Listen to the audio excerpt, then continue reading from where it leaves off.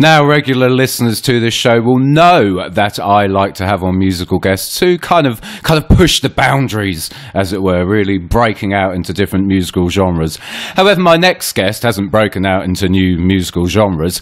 He's kind of created one of his own. He has got this stunning EP out, which is just mind-blowingly out there, and it's such a unique sound. I'm not sure where to begin with it, but I'm going to try and begin because my next guest, as I say, is the legend. Lots of you will know him for various tracks, but it's a legend that's Cali P is only on my podcast. Thank you so much for joining me. Respect, blessings, yeah man, king. Glad to be here, you know. Oh, more. It's so great to have you on here. So you have released this EP, which has got 4 tracks on it. I'll tell you how this come about, Cali P. Me and my girlfriend were listening to Dave Rodigan's show on BBC One Extra. Yeah. And we were listening, because we always listen to it, because sort of reggae dub is our thing. And we were listening to it, and we knew who you were anyway, but this track came on, and it's When You Hold Me. And me and my girlfriend were like, what is this? This is like, this vibe is just great. We're instantly like, right, we need to find out more about this EP. And so that's how we heard When You Hold Me, and that's why I got you on, because we were just like, this is amazing. So now I had Bay C on last week on the podcast, and we were talking about his Holy Temple album, which I love as well. That's just fantastic. And he kind of mashes up musical genres in that. However, if I thought Bay C mashed up musical genres, you have just blown apart any sort of definition of what a musical genre is, because this EP is fantastic. Visually what you've done is really unique. You've taken the 4 tracks and you combined them into pretty much one visual, which is on your YouTube. But it's musically, it's like, I'm not sure where to begin. There's influences of trap, which for UK listeners, they would know it as drill. There's loads of hip-hop stuff going on. There's obviously reggae. The main sort of focus of that is the bubble pattern, which you're hearing throughout the EP as well. There's dub influences mixed in there. And then even on one of the tracks, Baddest, I'm getting like some Middle Eastern shit going on there, Cali P. I'm hearing like a mizmar in the background. And it's absolutely stunning. It's just amazing what you've managed to do. So, and it's quite a progression from sort of you back in the day, which a lot of people will know you for. Unstoppable, massive tune. How did this progression come about? How did you end up creating something that is, because it is completely unique to anything I've heard in recent times. How did this all come about? Well, first of all, give thanks, man. Thank you very much for the positive words and for understanding the project vision, you know. It's Vizion I, because it's just the first part of what's about to come. That's why it's also only 4 songs, you know.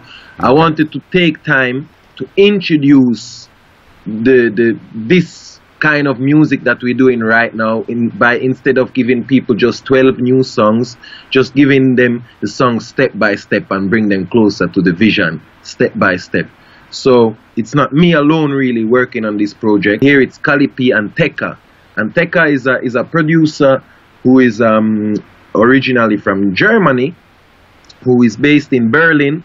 And he's a producer I've been working with over a long time on all my albums, except for Unstoppable, who is a full Empire album. I always had a production of him on it. And one day I just came across a remix that he did, which was with Migos. And I listened to that and I really felt it. It was like fresh, and I heard the rhythm and the way they were singing over it through. It was a remix. I was like, yo, I need to link Tekka and ask him if it's possible for me to just make my own song on that rhythm. And when I linked him for that, he said, he has a lot of rhythms like that, because lately he was inspired by this whole trap movement and he kind of found a new sound. And that sounded so interesting to me that I just went straight to Berlin, you know. And that's when we also, in just 3 days, recorded 8 songs. And then we did a second session again, recorded a lot of more songs.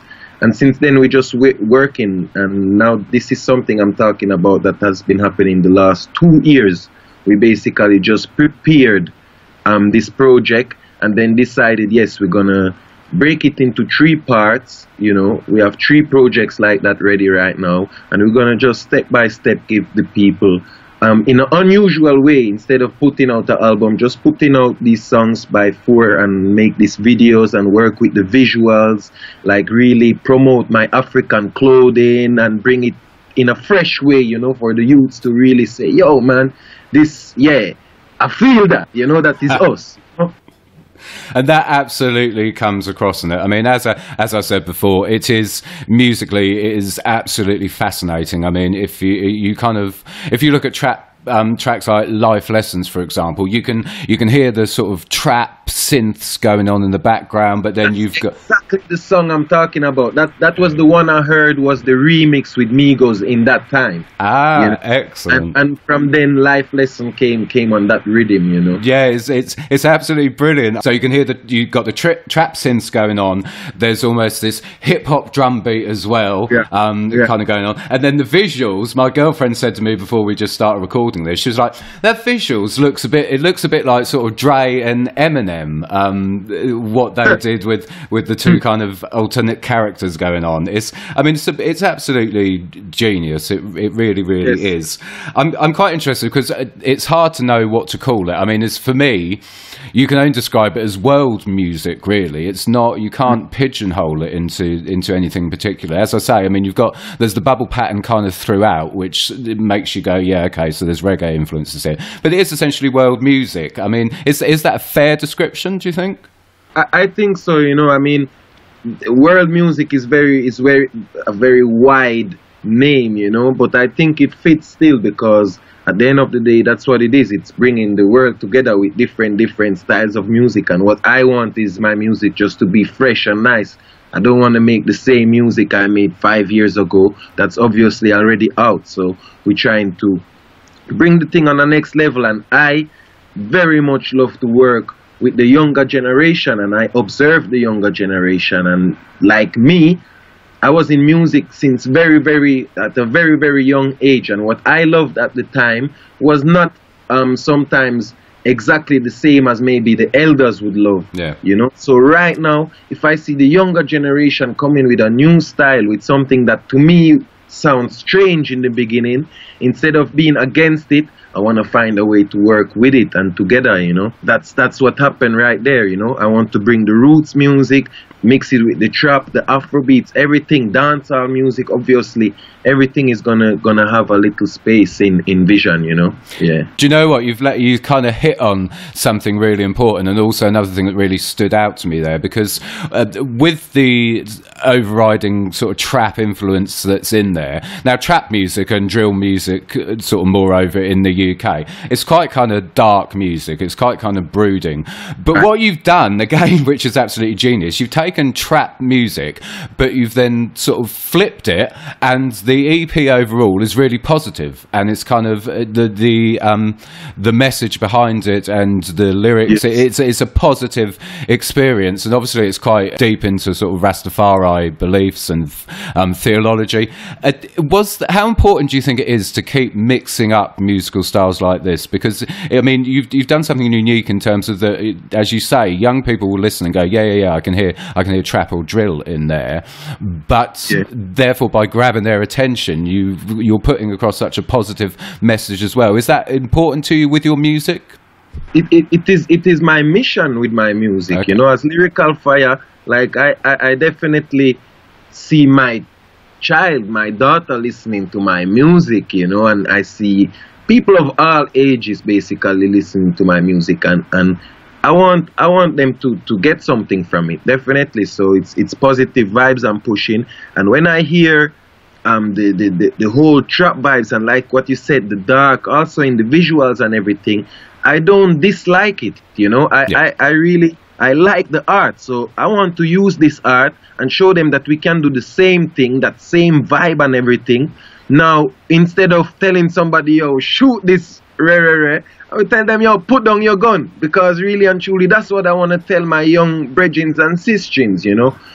In that same vibe, in that same pattern, in that same style, in that everything, but really word, sound and power, you know, that is where I definitely keep my roots and my rootical vibes, you know, in wherever genre I'm gonna put myself into, you know. Yeah, absolutely, and that does really come across, especially on life lessons. And that I also have to say is the power of reggae music in the whole thing. Reggae music and dancehall music to me is that music that really speaks very straight and clear the truth, not just always like fantasizing about a dream life, but really like trying to teach people, bring across a point in a topic or something. That I have that from reggae music, clearly, you know. Yeah, I mean, absolutely, I agree. I've been speaking to lots of roots artists recently. I had Kabaka Pyramid on last year. And he is just, I mean, that album is something else. That is, he's a genius guy. It's an absolutely brilliant album. But yeah, that's something which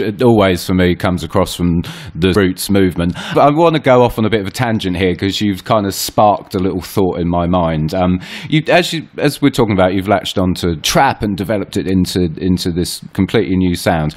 There's a real, I don't know if you're aware, in the UK at the minute, there's a sort of rise in knife crime and violence on the streets, and all our politicians over here are going, oh, it's drill music, it's drill music's fault, they're blaming drill music. And I was interviewing a drill artist called Drill Minister a while back, and I was chatting to him about the fact that throughout history, any sort of music that black people do, or from ethnic minority communities, as far back as sort of jazz to rock and roll, sort of more than into the 90s with hip hop to grime in the UK to drill, it's always used as an excuse for what essentially violence due to poverty and inequality. It always gets blamed as such. It's always a scapegoat. I mean, do you think that's something which is just going to continue? Is it a permanent problem we're stuck with, or will that change? Because historically it just keeps happening, doesn't it? That's exactly just like you said. Like, that's exactly how I see it. Like, it's been blamed. The music takes the blame for something that, I mean, it's not even music is what you hear. There is movies that are visual, that are playing in the TV at times when children are watching them. They would be just as influential. I think, however, music is very influential, you know, and movies are very influential. Everything what the people consume is very influential. So to give the blame at the end of the day for the music, that I cannot do, because as you said, there is much more factors like contributing to violence, to somebody getting violent, stress in life, the situation of life, even more than the music they listen, really and truly. The music they listen, they can feel it, or they can, or would we say, they can feel like, yes, it's talking about their life because that's what they're going through. But being put in this situation is not by the music. So really and truly, yeah, I don't know when it is gonna stop. We definitely work on it, because I'm definitely a man that work for the streets and for the youths and the next generation. So I will always do my best to uplift, you know, the less fortunate, definitely, you know, and that's all I can do as a one person, you know, and motivate youths to still, no matter what, always find a way, look up and stay positive, and you know, that is what I do, really. Yeah, and then again that comes across. I mean, you hit on a really important point that it's also, you see it in films, but of course, I mean, it's all right for Arnold Schwarzenegger to go and shoot up 15 cops in a movie, but you know, you can't talk about guns and violence and drill music, obviously, and there's a real kind of disparity there between what's acceptable for Hollywood, for example, and also, you know, I have to say at this point, like, you have the media that plays the music, you have the platforms that present the music, and like, music is getting a push. Certain music is getting more pushed than other music, and I think there is always, if you want, there is always conscious music available. Yeah. So if that music is not pushed the right way, and other music which after get the blame is there in the forefront everywhere you're doing an event or something, then like it's also contradicting, you know, because if that music is so bad, then promote positive music, then make sure that on BBC Radio you have conscious music playing all the day so that people get that positive influence of a positive lifestyle, you know. And I believe that there was a time when definitely conscious music was more on a forefront and being played more on big stations, and that's when really reggae music also got really famous and big and get to the stand it has, especially in England. You could see that because those artists were on top of the pops every week, Yeah. in the English charts. It influenced the English music culture with positive music, so that can happen anytime. Again, you've sparked. I'm just going to throw my questions away because you keep kind of sparking things in my mind I want to ask you. You latched onto something there, that conscious music isn't really pushed. We have a major problem with that in the UK. That I mean, apart from Dave Rodigan, the BBC One Extra show, so much conscious music is just left underground. But that also kind of reflects the Rasta community in the UK, because again, there's a real, I mean, I live in London and there is a huge Rasta community all around me in London, but it's a belief system and a religion and philosophy which is very suppressed in this country, especially by the establishment. You travel all over the world. Is that an issue you see globally, the suppression of sort of the Rastafari belief and the movement, or is it more unique to the UK, do you think, with our establishment? Yeah, I think definitely there is places like also the UK, but also other places like even in Europe, or to a certain extent even in Jamaica or in the US, where a lot of Rastaman getting ready to even leave. Like I've been in Africa, I see a lot of Rastaman there building up their places. So like that's one thing I see. And then of course it's about what you want for yourself. If you've been living in the UK, you know, as a Rastaman, or even having a family, I believe that it's not the easiest way you chose, you know. So definitely I can believe that a lot of people, because of that, then decided at some point, yo, we're gonna make a move, you know, because, you know, if I'm struggling in England or wherever in the world, let me go home to the mama land and do what I can do there, you know. It's frustrating, not at least with regards to Rastafari, but also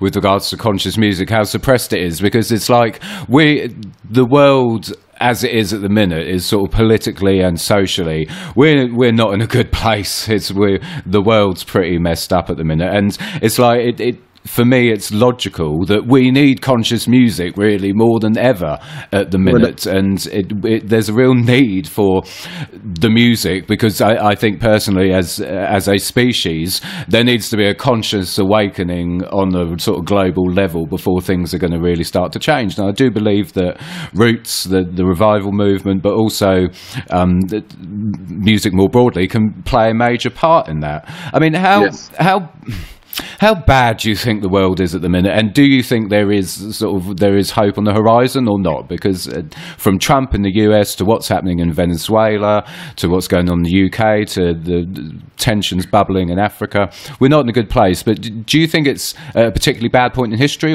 and is there hope that we can change things? I believe that more than ever, you can just see very clearly and without even hiding it who is in the power of media, of news, of spreading their ways to the people straight across the world. You know, that is what is out right now, because when you hear all this news and see all these things about the people you just said, that is at the end of the day only few people to me, you know, but these are the people who get their points across, and this is what shocks the whole world somehow. I think that there is a lot of strong people, that there are a lot of conscious, awakened people everywhere in the world. Now the thing is, they don't show them, they don't give them space, because it's a war. You know, this is a spiritual war, and they're afraid of this kind of people to step out too loud, get too strong. That's why it's more easy to have music playing sometimes that really has no sense, you know, to keep the people in that nonsense. you know, instead of having them starting a revolution, you know.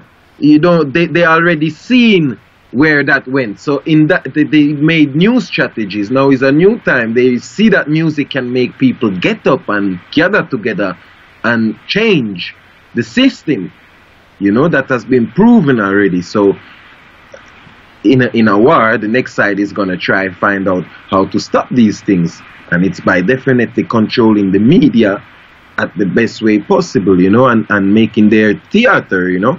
Like I see it as a big entertainment sometime when you see the things they fighting over with this or that, and you know, it's just like, all right, these people, they have the monopoly right now, they're doing their thing.